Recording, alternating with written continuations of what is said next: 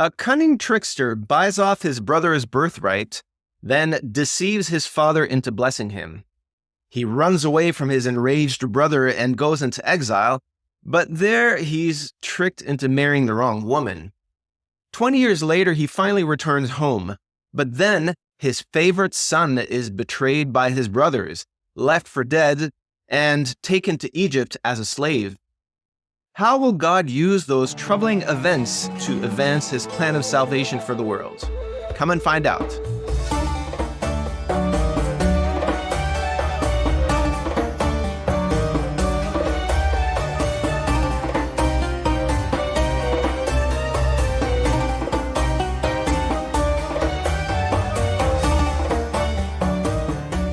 Shalom and welcome to God's Story, Our Story, Catholics for Israel's online Bible course. I'm Dr. Andre Villeneuve. Last time we studied the life of Abraham. We saw how by his obedience of faith, the great patriarch reversed the disobedience of Adam and founded a new family of God, a people who would become the agent of God's blessings to the world. Today we look at the growth of Abraham's family, and this will take us to the end of the book of Genesis. At the center of this story is the life of Abraham's grandson, Jacob. We'll look at the gradual transformation of Jacob's character from his questionable beginnings as a cunning deceiver through his long exile in Padan Aram and his new identity as the father of Israel. We'll also look at the fascinating story of Jacob's son Joseph and how God used the evil intentions of his brothers for their own good. Stay tuned for some amazing parallels between the story of Joseph and his brothers and the future relationship between Jesus and his Jewish brothers. Before we begin, please remember to like this video, subscribe to our channel, click the notification bell, and post your questions and comments below. The birth of Israel, Jacob and his sons, Genesis 25 to 50. Last time we made it to Genesis 25. We saw how Abraham died. He was buried by his two sons, Isaac and Ishmael, and we concluded with the generations of Ishmael, which was a type of setting Ishmael aside, because now we pick it up today, still in Genesis 25, with the generations of Isaac, who is truly the son of the promise. But the story begins with a familiar crisis. Isaac's wife, Rebekah, is barren, and Isaac needs to pray for her for a long time, some 20 years. Finally, Isaac is 60 years old, and Rebekah conceives thanks to her husband's intercession. But lo and behold, it's not one child, but two. She has two children struggling in her womb, and in the midst of this pregnancy, she receives a prophecy from the Lord. And this is what the Lord says to her. "Two nations are in your womb. Two peoples shall be separated from your body. One people shall be stronger than the other, and the older shall serve the younger." So once again, we're looking at a type of reversal here, where the older will be set aside and the younger will become the child of the promise. After her pregnancy is completed, twins are born, the famous Esau and Jacob, and that's going to be a very interesting relationship between these two boys. So it begins, Jacob and Esau. Esau is a hunter. He's an outdoors type of kid, whereas Jacob is known as a mild man dwelling in tents. And we are told that Isaac had a preference for the tough Esau, and Rebekah particularly loved her younger son, Jacob.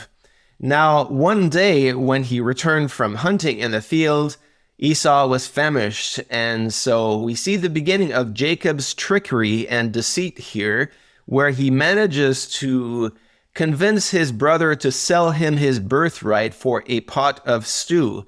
In all fairness, Esau was entirely in agreement with this transaction. He decided to sell his birthright because he was famished. He put his immediate passions and his hunger first, and he really wasn't thinking through what he was giving up here. And so some credit to Jacob for managing to convince his brother to sell him the birthright. We encounter once again a king Abimelech of Gerar. This is almost certainly not the same that Abraham visited in his own lifetime. But there is another famine, so that Isaac needs to go to Abimelech in Gerar. Apparently they had grain and they had food there. And there, in the midst of this trip, God makes this solemn oath to Isaac, very similar to what he promised to Abraham, to confirm that Isaac is indeed the recipient of the promises and the blessings that God promised to his father Abraham. Again, he needs to resort to trickery, following the example of his father. So he needs to say that Rebekah is his sister out of concern that the people of Abimelech may take his wife. Nevertheless, Isaac prospers in the land of the Philistines, even though there's some tension because of this story about Rebekah. Finally, he does make a covenant with Abimelech, but only following a quarrel between the herdsmen of Gerar and of Isaac over wells. So there, in the vicinity, God renews his covenant with Isaac in Beersheba. Isaac will build an altar, so he really follows the footsteps of his dad in establishing his presence in the land of Canaan. So here at the end of this chapter 26, we see this covenant that is made between Abimelech and Isaac in Beersheba, in the south of the land of Canaan, which will become Israel. We're told in passing about Esau's marriage, which is going to become a source of distress to his parents, also to emphasize that Esau is not making good decisions. And so in many ways, it's for the sake of justifying the passing on of the birthright and the blessing from Esau to Jacob. And this is how it's going to come about, through brotherly fraud. The famous incident where, at the instigation of Rebekah, Jacob will trick his father Isaac into giving him the blessing instead of Esau. The story is well known. Isaac asks Esau to go hunt some game for him. Isaac loved Esau's game and his cooking, apparently. So Esau goes away. Rebekah disguises Jacob. Jacob comes in. He speaks with Esau's voice. Isaac at this point is almost totally blind, so he cannot recognize which son is speaking to him. And finally, Jacob convinces him to give him this blessing. And it goes like this. May God give you of the dew of heaven, of the fatness of the earth, and plenty of grain and wine. Let people serve you, and nations bow down to you. Be master over your brethren, and let your mother's sons bow down to you. Cursed be everyone who curses you, and blessed be those who bless you. Obviously, this blessing and curse at the end of Isaac's blessing echoes the initial blessing that God gave to Abraham. He who blesses you shall be blessed, and he who curses you shall be cursed. Now Esau comes back. He figures out that he's been tricked. In great distress, he convinces Isaac to also give him a blessing, but it's not much of a blessing. Isaac says to Esau, by your sword you shall live, and you shall serve your brother. So it's really a blessing of servitude. No wonder that Esau is furious at his brother because of his treachery. Esau hates Jacob, swears to kill him, and that's going to lead to a great panic in the family. Rebekah hears of this, of course, and she tells Jacob to flee to her brother Laban back in their home country of Haran in Mesopotamia. And so after some conversation with Isaac, they send Jacob off into this exile to the house of Bethuel in Padan Aram, which is Haran in Mesopotamia. Really interesting how Jacob begins here as a cheater, as a trickster, as someone who's not particularly honest, kind of self-serving, and we're going to see his transformation through this time in Padan Aram as he visits Laban and his family. We're also told that Esau marries a daughter of Ishmael to make up for his previous failed marriage that caused considerable distress to his parents, but it does not look like this is going to win him much favor among his parents anyway. Jacob then sets off on his long journey, and even though, as we have said, he is far from being a saint at this point, we see that God is with him thanks to the Lord's promises to his grandfather Abraham and to his father Isaac. He leaves Beersheba, going towards the east, and on his way to Haran, he has his famous dream. What does he see? A ladder reaching up to heaven with angels ascending and descending on it. So what does this mean? Commentators have said, well, this points to Jacob's very nature. What is this ladder? It basically represents Jacob himself, who will be a type of mediator between heaven and earth by his own calling on earth, becoming the father of Israel. He will become God's agent of salvation, the means by which God will reach towards the earth. Others say that this ladder points to the future temple that will be built in the vicinity of where he is now. So following this vision of the ladder, God confirms the Abrahamic covenant and promises, and here we see God's solemn vow. The Lord says, I am the Lord, the God of Abraham, your father, and the God of Isaac. The land on which you lie I will give to you and your descendants. Also your descendants shall be as the dust of the earth. You shall spread abroad to the west and to the east, to the north and to the south. And in you and in your seed all the families of the earth shall be blessed. Behold, I am with you, and I will keep you wherever you go, and I will bring you back to this land, for I will not leave you until I have done what I have spoken to you. For sure, some unconditional promises here that very much echo the Lord's promises to Abraham and to Isaac. So the promise of the land, the multiplication of his descendants, so that they will spread abroad across the earth, and a worldwide blessing so that all the families of the earth would be blessed through Jacob.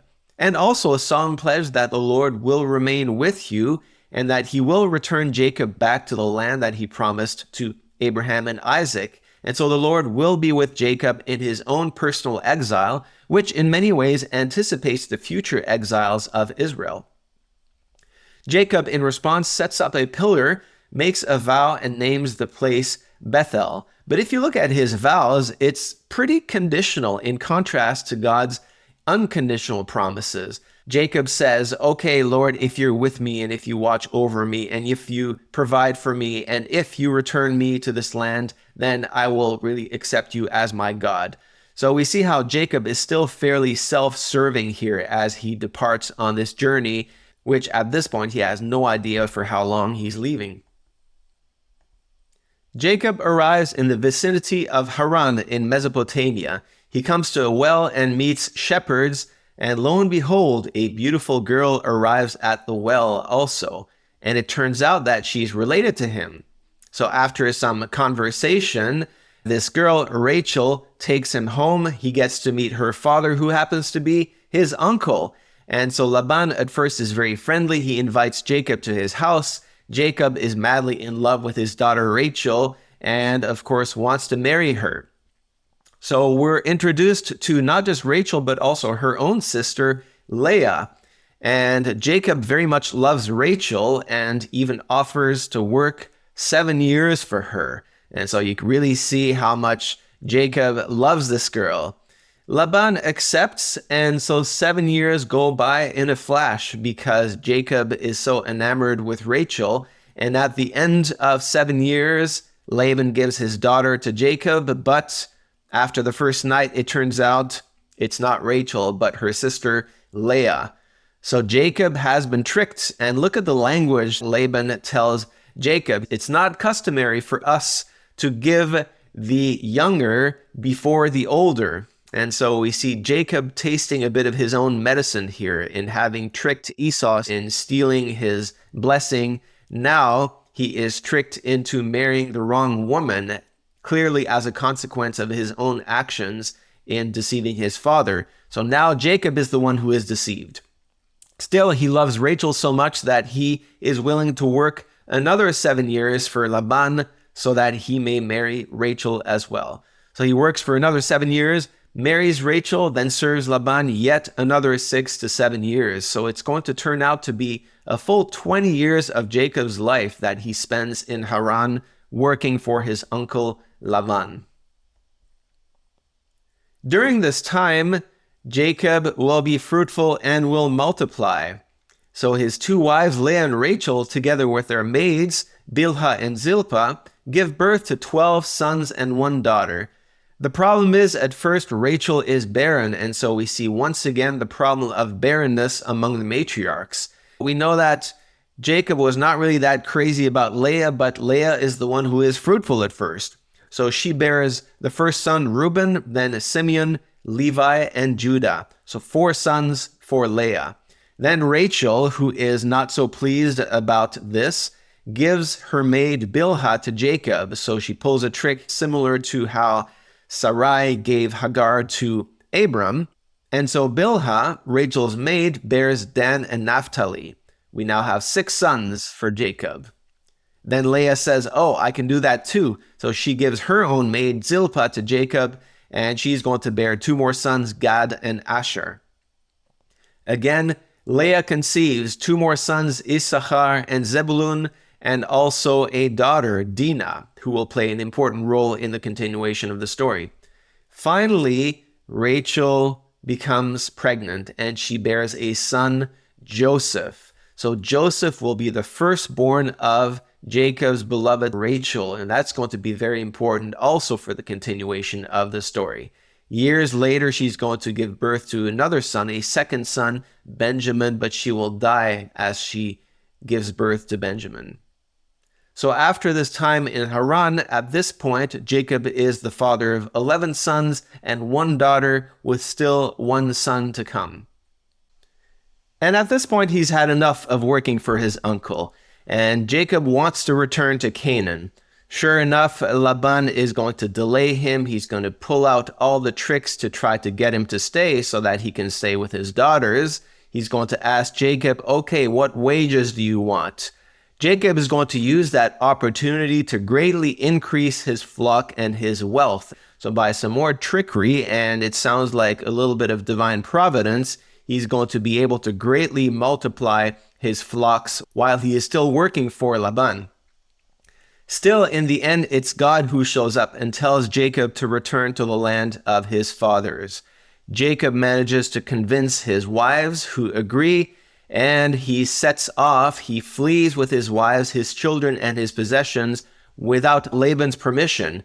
And in the midst of that narrative, we are told that Rachel steals her father's household gods. Once Laban realizes that they are all gone, he pursues them and overtakes Jacob, where they have this big fight. And Laban accuses Jacob of having stolen his household gods. Jacob has no idea what he's talking about. And in the meantime, Rachel is the one who is the culprit with the household gods, and she is sitting on her camel, pretending to not be able to be touched at that point. And so in the midst of this whole dispute, it turns out that Jacob convinces Laban that he is innocent, so that they make a covenant, and Laban in the end is going to release his daughters alongside Jacob and all of his possessions, so that he is finally able to return to his land. You can imagine that these 20 years of serving Laban have really transformed Jacob, with a lot of hardship and the trickery of marrying the wrong wife, and having now 11 sons and 1 daughter on his way back home. Nevertheless, Jacob greatly fears Esau. He doesn't know that Esau has forgiven him for his trickery, and remember that Esau had sworn to kill him. So now at this point, Jacob is quite fearful, and he prays somewhat desperately that God would deliver him from Esau. He arrives at the ford of Jabbok, and during the night, a mysterious angel wrestles with him until daybreak. Who is this angel, and what's the meaning of this encounter? God renames Jacob Israel, and Jacob calls the place Peniel, which means the face of God. So here we see Jacob's new identity that emerges with this encounter with the angel, because he has struggled with God. And that indeed, according to many, is the meaning behind the word Israel, to struggle with God. Your name shall no longer be called Jacob, but Israel, for you have struggled with God and with men, and you have prevailed.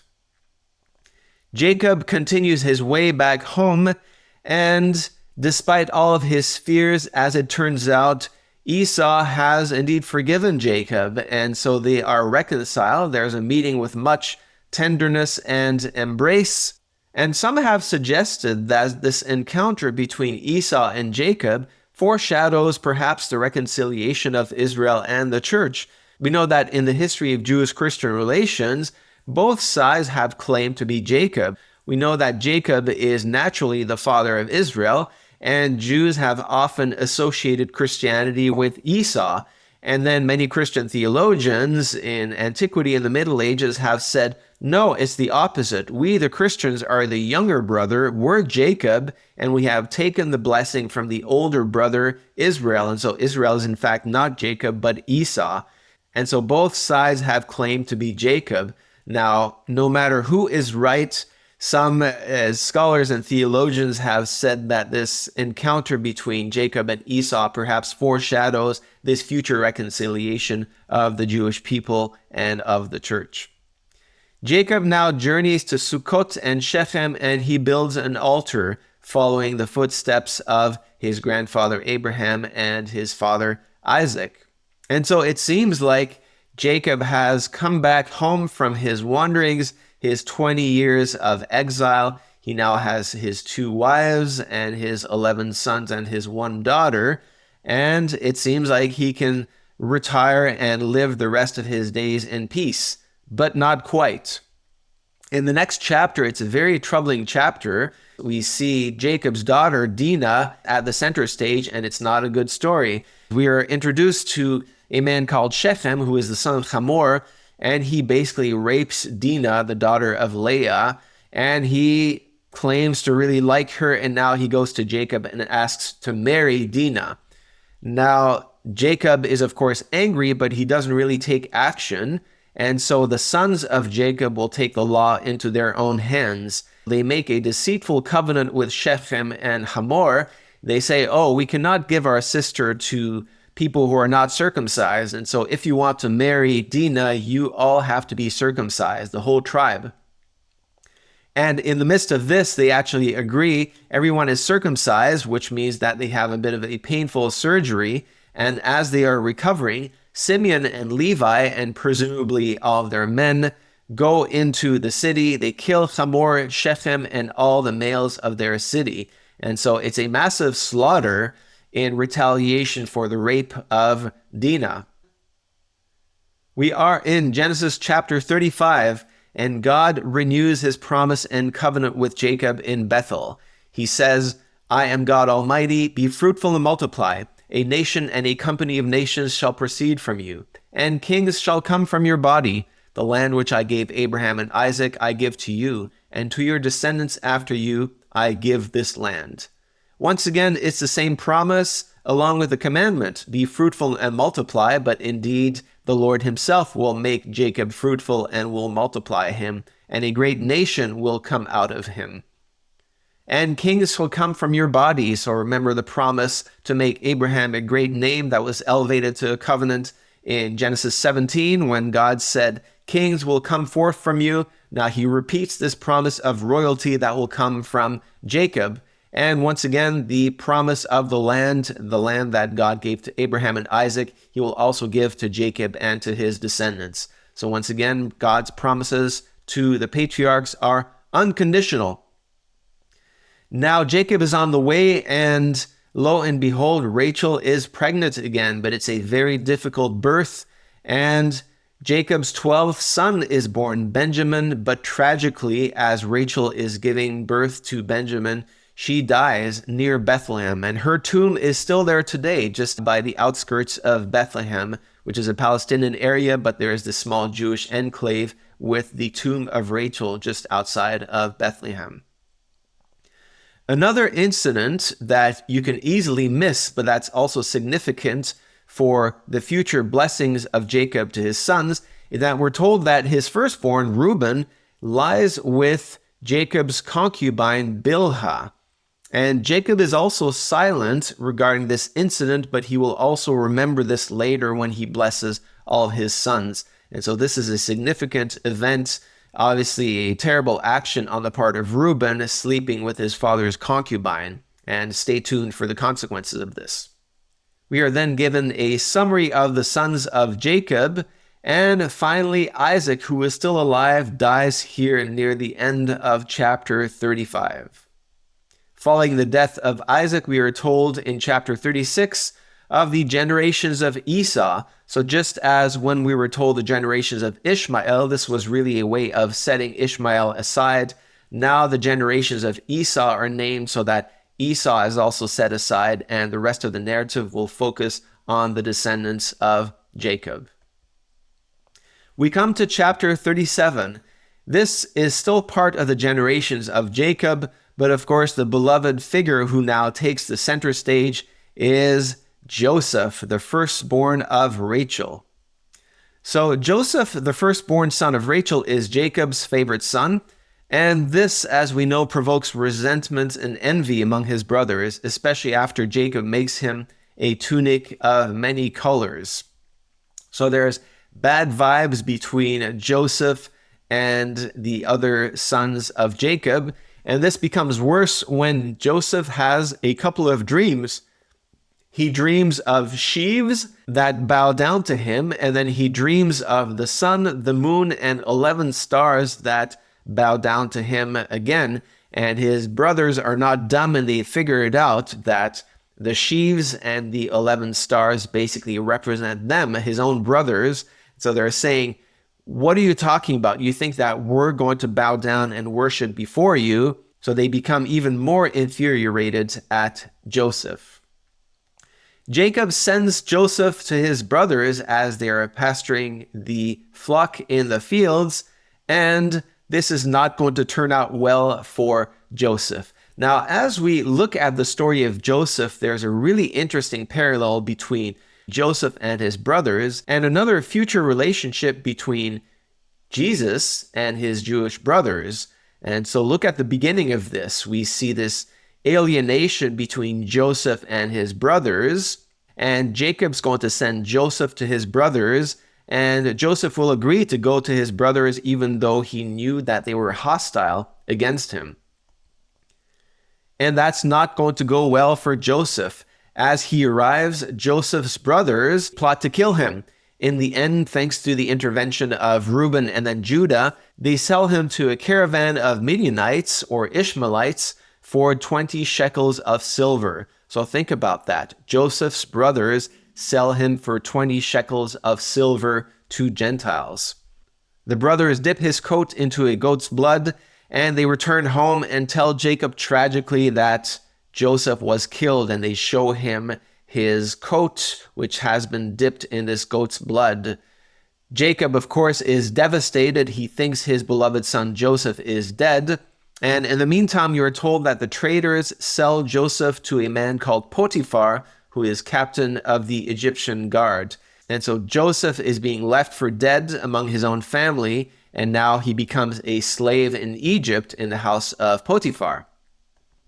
As we come to chapter 38, it's a type of parenthesis, but a very important one for the continuation of this story. This is the story of Judah and Tamar.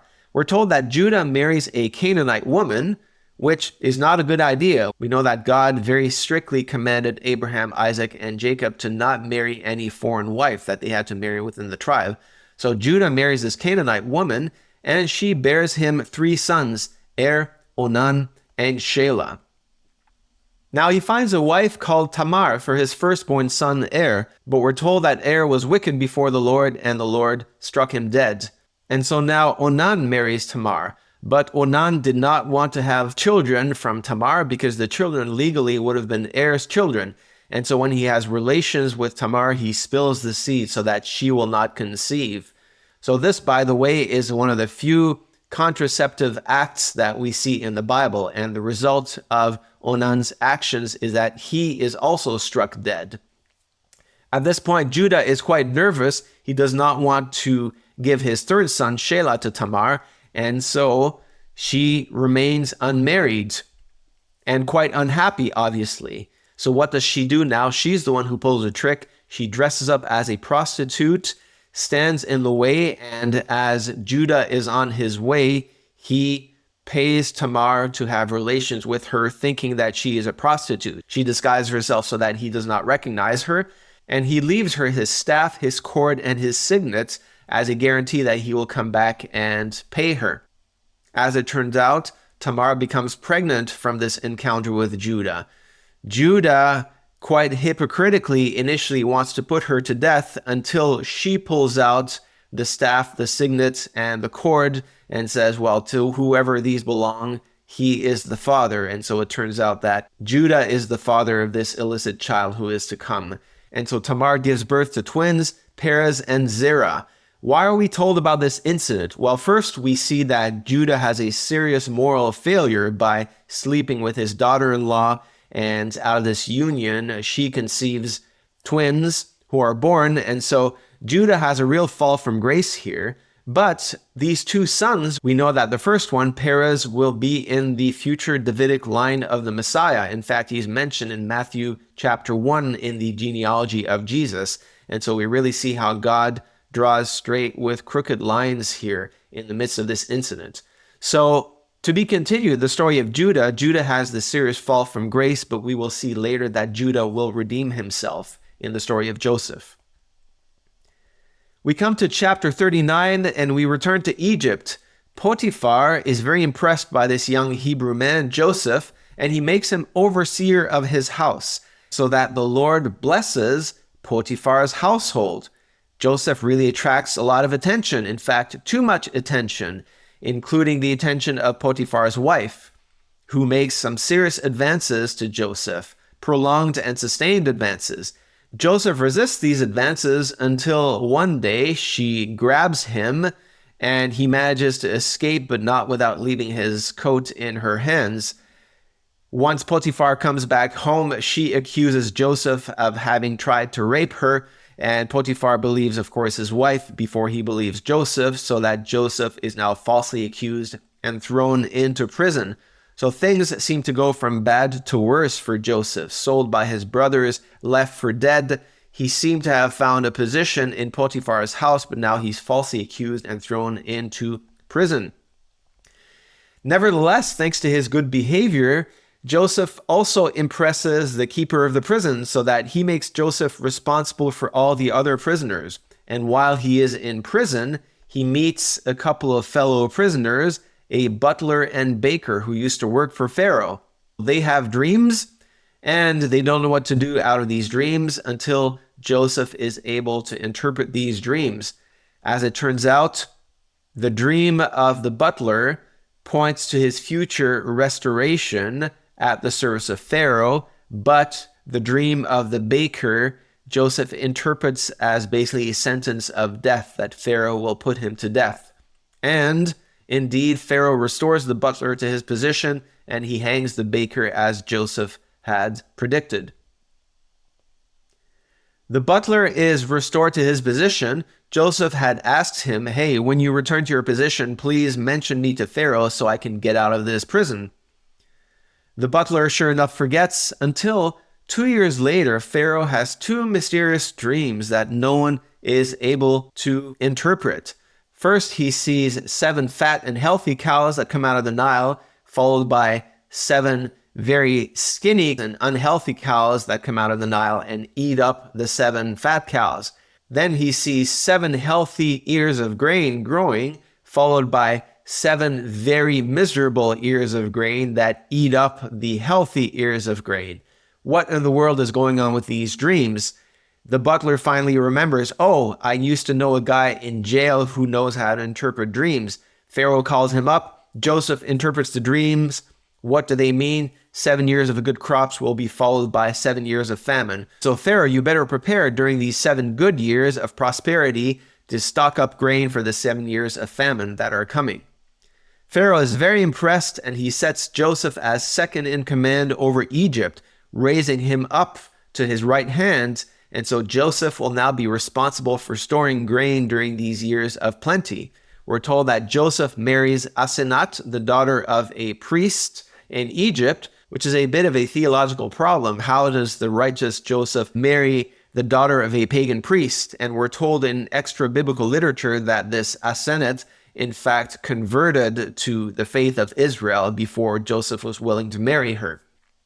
She bears him sons, Manasseh and Ephraim, and we know that they will become also very important in the continuation of the story. After 7 years, the famine begins, and Joseph, who has planned accordingly, has plenty of grain so that he is able to supply grain not just to Egypt, but also to all the neighboring countries. In the meantime, the famine has also reached Canaan, So with food very scarce in Canaan, Jacob and his sons and his family are beginning to starve. And so Jacob sends his son to Egypt to buy grain, with only Benjamin who stays behind with Jacob. Recall that Benjamin is the second son of Rachel. So Jacob already has lost Joseph. He does not want to lose his youngest son as well, as he sends all of his sons to Egypt to try to find grain. As Joseph's brothers arrive in Egypt, Joseph is now unrecognizable. He looks like an Egyptian, he talks like an Egyptian, he walks like an Egyptian. And so Joseph's brothers bow down before him, thinking that he is this powerful Egyptian official. He recognizes them, but they do not recognize him. He asks them a lot of questions. They say, "Oh yes, we are the sons of an elderly man in Canaan. We also have a younger brother who is still there with him." So Joseph treats them harshly. He sends them away with grain, but tells them that they have to come back and bring Benjamin with them. He keeps Simeon as a hostage to make sure that they do come back with Benjamin. So you can imagine the distress among the brothers. They have indeed obtained grain from the Egyptian official, but now one of their brothers, Simeon, is kept hostage in Egypt, and they have to come back with Benjamin. What's Jacob going to make of all this? They return to Canaan. They report to Jacob, and of course, he is very distressed. It seems like he has lost yet another son, and now what? He is supposed to send Benjamin back with the other brothers to Egypt. It really seems like his family is falling apart. After some time, the grain runs out among Jacob and his sons, and he is compelled to send the brothers back to Egypt with Benjamin, just as the mysterious Egyptian official had requested. And so they go back to Egypt. Joseph receives them. They still don't recognize him, and he dines with them. And so he has this meal with them, and they don't know what's going on. Who is this official? Why is he dining with us? We just came to buy some grain. Joseph ends up giving them more grain, but again, he returns their money and places even his silver cup in Benjamin's sack. He sends them off. It's of course a trick. Then he sends his soldiers to go after them and arrest them. They search their bags and they find out that their money is still in their bags, and Joseph's silver cup has been found in Benjamin's bag. As they come back, Joseph says, "Fine, you can all leave, but I'm just going to keep the younger one, the one in whose bag I found my cup. He's going to remain with me as a slave." And who steps up? Judah now steps up. He had promised Jacob that he would stand for Benjamin and protect Benjamin. So now Judah makes an impassioned plea to Joseph and says, "Don't take the younger brother, don't take Benjamin, take me instead. I offer myself up for my brother." His father would be completely heartbroken and would die if he would find out that his younger brother, now the second son of Rachel, has remained in Egypt as a slave. At this point, Joseph cannot hold it in any longer, and this is the moment when he reveals himself to his brothers. He breaks down in tears and tells them, "I am Joseph, your brother, whom you sold into Egypt." He finally reveals himself to his brothers, and they can hardly believe it. What? This Egyptian official is our brother Joseph? Of course, they are also terrified because they remember very well what they did to Joseph, selling him to the Ishmaelites and to the Midianites and sending him off to Egypt. They had no idea he was still alive. And as it turns out, as Joseph recognizes, what they had meant for evil, God used for good. And so through their treachery, God was able to raise up Joseph to second in command in Egypt and provide grain that would be the survival of not just Egypt, but also Canaan and other nations. Joseph and Pharaoh send the brothers back to Canaan to call Jacob and tell Jacob, "Hey, not only we're all safe and sound, but your son Joseph is still alive and he is reigning in Egypt alongside Pharaoh." Jacob is absolutely shocked, of course, and even though he is now very old, he agrees to come down to Egypt with his family. And so all the sons, and at this point he has grandsons, they come down to Egypt. They are 70 at this point, going down to Egypt. Pharaoh at this point is very welcoming, and so he invites Jacob and his family to settle in the land of Goshen, which is a region in Egypt that is prosperous. There is enough grain, there is water, and so that they do not have to return to Canaan in the midst of the famine that is still not over. So we're told in Genesis 47, Israel dwelt in the land of Egypt in the country of Goshen, and they had possessions there and grew and multiplied exceedingly. Do you recognize this language here of growing, of being prosperous, of being fruitful and multiplying exceedingly? It's, of course, the initial commandment given to Adam, but also the great promise given to Abraham, to Isaac, and to Jacob. So we see the beginning of this promise becoming fulfilled as they settle in Egypt. With the grain that he has, Joseph buys the land of Egypt for Pharaoh in exchange for grain, and so he accumulates even more wealth that kind of belongs to him now and to his family. Jacob at this point is very old. He has resettled in Egypt, and we're told once again that Jacob and his sons in Egypt are fruitful and multiply exceedingly. So once again, we see God who is fulfilling his promises to Abraham. Jacob asks Joseph to bury him in the land of Canaan. He knows he's about to die.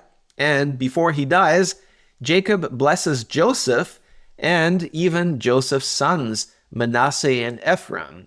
And so he calls them up for a special blessing in Genesis chapter 48.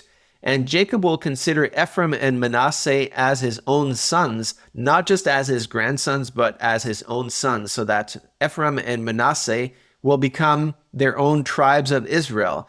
Not just Joseph will be one of the 12 tribes, but in fact, Ephraim and Manasseh. Joseph is Rachel's firstborn, and indeed, we're going to see that his sons, Ephraim and Manasseh, will receive the birthright, and we're going to see why Jacob skipped over the elder son. And this is confirmed in 1 Chronicles 5, verses 1 and 2. And as Jacob comes to bless Manasseh and Ephraim, what does he do? He crosses his hands. He puts his right hand on Ephraim, the youngest, who gets the first blessing, and his left hand on Manasseh, who gets the second blessing. So what's going on here? There's another flipping so that the younger son gets the precedence. So Jacob blesses Joseph and his sons in chapter 48. In chapter 49, Jacob is about to die, and so now he's going to bless all of his sons. He calls them to his deathbed, and we see that the first blessings don't go as well as the sons would have wished. Reuben loses the birthright because he lay with Bilhah. Remember that incident when Reuben slept with his father's concubine, and so he does not get much of a blessing. Basically, he is skipped over and does not receive either the birthright or the royal blessing. Then Simeon and Levi also get a blessing that is underwhelming. They will be scattered because of their violence against Shechem when they killed all the men of Shechem after Shechem had raped Dinah. And so the first three are skipped over. And so the first one, the one who gets the royal messianic blessing, is Judah. And there is this blessing. Jacob says to him, "Judah, your brothers shall praise you. Your hand shall be on the neck of your enemies. Your father's son shall bow down before you. Judah is a lion's whelp. The scepter shall not depart from Judah, nor the ruler's staff from between his feet, until Shiloh comes, and to him shall be the obedience of the people." Some rabbinic commentaries and the Targum, meaning the Aramaic translation of the Hebrew scriptures, identify this mysterious Shiloh. What is that? The Shiloh with the Messiah. In other words, this is a messianic blessing. The scepter, meaning royalty, will now go through Judah because Jacob has skipped over the first three sons, Reuben, Simeon, and Levi. Judah receives this royal messianic blessing, and from him will go the seed of the woman who is to rule all the nations. After Jacob completes his blessings upon his sons, he asks to be buried with his fathers, and then he finally dies. Joseph and his brothers mourn Jacob, and then they head out on a caravan to return to Canaan to bury Jacob in the cave of Machpelah, where Abraham and Isaac were buried. And so according to Jacob's wishes, he is buried in Canaan and not Egypt. Nevertheless, Joseph and his brothers return to Egypt, and Joseph lives there until the age of 110, where he dies in Egypt. So there are Joseph's last words. I am about to die, but God will visit you and bring you out of this land to the land which he swore to Abraham, to Isaac, and to Jacob. So that's the end of the venerable patriarch Joseph. What an extraordinary adventure, the fact that he was sold by his brothers, sent into slavery, but God raised him up and turned his misfortunes into a source of blessings for his brothers, for his family, and for the whole world. And so we see how Joseph in Egypt further restores what we have seen before, the way, the truth, and the life. We know that Joseph has prophetic dreams. He is given insight into God's truth, and that truth becomes a source of life. So Joseph is a prophet who communicates the truth. He also plays a priestly role by mediating God's life, by providing bread for his brothers in Canaan and for the Egyptians. So he plays a priestly role, and he also keeps God's commandments. So by his exemplary moral life, he leads the way. He also plays a royal role as he rules in Egypt. Of course, he is almost king. He is second in command to Pharaoh. So we see how Joseph further restores the way, the truth, and the life by exercising the offices of priest, prophet, and king. He also begins to fulfill the promises to Abraham, that Abraham would become a great nation. As we have seen, the sons of Jacob are fruitful and multiply greatly in Egypt. Joseph's name is also of great renown. He is a great name in Egypt. And so the name of Abraham and his descendants becomes renowned in Egypt. And Joseph also becomes a type of worldwide blessing as he rules over Egypt and provides grain to all peoples. We know that around that time, there were indeed Asiatics who lived and worked in Egypt. So here we see on these illustrations a group of Asiatics arriving at an Egyptian frontier post. And this was found in the tomb of a 19th century Egyptian nobleman, Khnumhotep at Beni Hassan. And so this seems to match very well this idea of these Asiatics who were in Egypt but eventually became enslaved. And that is what we will see next time when we turn to the book of Exodus. But in the meantime, we're not quite done. I asked you earlier, pay attention to the story of Joseph, and does the relationship between Joseph and his brothers anticipate in any ways a future relationship between Jesus and his Jewish brothers? So we will see how the relationship between Joseph and his brothers is a type of Jesus and the Jewish people. How so? Well, we saw that Joseph was especially beloved by his father, just as Jesus is called my beloved son by the Father. Joseph was hated by his brothers, just as Jesus was hated by most of his Jewish brothers. Joseph had prophetic dreams that predicted the future.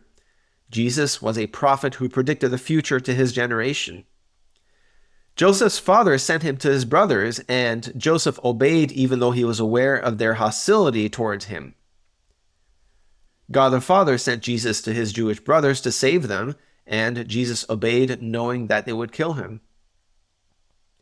Joseph's brothers wanted to kill him, but in the end they sold him to the Midianites for 20 pieces of silver. The Jewish leaders sought to kill Jesus, and he was betrayed for 30 pieces of silver and handed over to the Romans.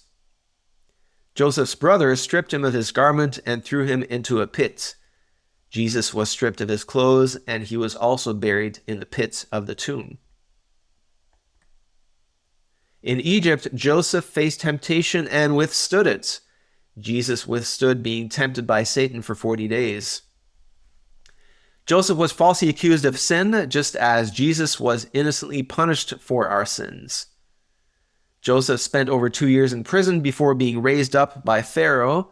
Jesus spent 2 nights in the grave before God raised him in power. Joseph was appointed second to Pharaoh over Egypt, whereas Jesus was appointed king over the nations, and he sits at the right hand of God. Joseph provided grain to the Egyptians and to the whole world. Jesus is the bread of life who sustains the whole world. Joseph's brothers came to Egypt to buy some food because of the famine, and likewise the children of Israel today starve spiritually. and those who come to Jesus receive the bread of life. Joseph recognized his brothers, but they did not recognize him. Jesus knows his Jewish brothers, but they do not recognize him. Joseph's brothers even mistook him for an Egyptian and spoke to him through an interpreter. Think about that. The Jewish people treat Jesus as if he were a Gentile, and they fail to recognize him as their brother. Joseph treated his brothers harshly until they fully repented, and Jesus is also waiting until his family recognizes him. In the end, Joseph revealed himself to his brothers, just as in the end, Jesus will reveal his true identity to the house of David. The betrayal of Joseph's brothers worked for their own good and for the good of others, just as God used the rejection of Jesus by the Jews to bring salvation to the Gentiles. Finally, Joseph invited his brothers to come and live in the land of Goshen, and Jesus prepares a place in his kingdom for his people, the Jewish people. So isn't that amazing, these parallels between Joseph and his brothers and Jesus and the Jewish people? And we see in both cases how God used bad intention for good as a source of salvation for the brothers. What lessons can we learn from the patriarchs as we arrive at the conclusion of the book of Genesis? Well, we've seen the patriarchs trust in God's providence. For example, in finding a wife for Isaac, God being faithful to his promises to the patriarchs, and how God consistently brought good out of evil, especially in the story of Joseph.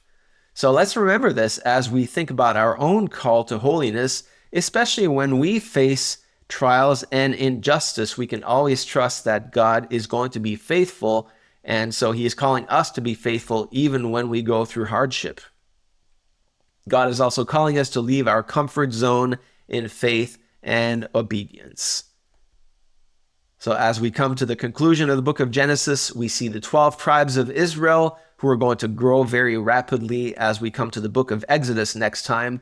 And we know that as the book concludes in prosperity, when we come to the next book, the people of Israel will indeed multiply greatly and become a great nation in Egypt, just as God promised to Abraham, but they will become enslaved by Pharaoh and will cry out to God for deliverance. And indeed, as we will read in the book of Exodus, God will show up and deliver his people from Egypt and bring them back to the land of Canaan.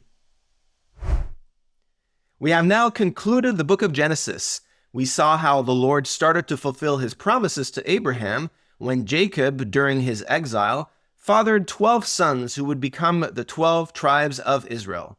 We also saw how God providentially used Joseph as his agent of salvation, not just for his own family, but even for all of Egypt.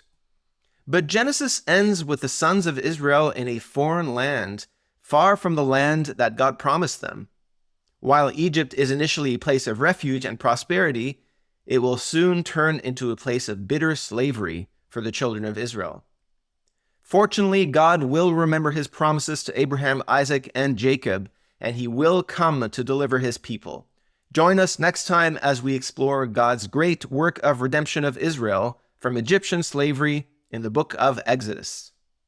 Please remember to like this video, subscribe to our channel, click the notification bell, and post your questions and comments below. I will see you next time. Peace and God bless.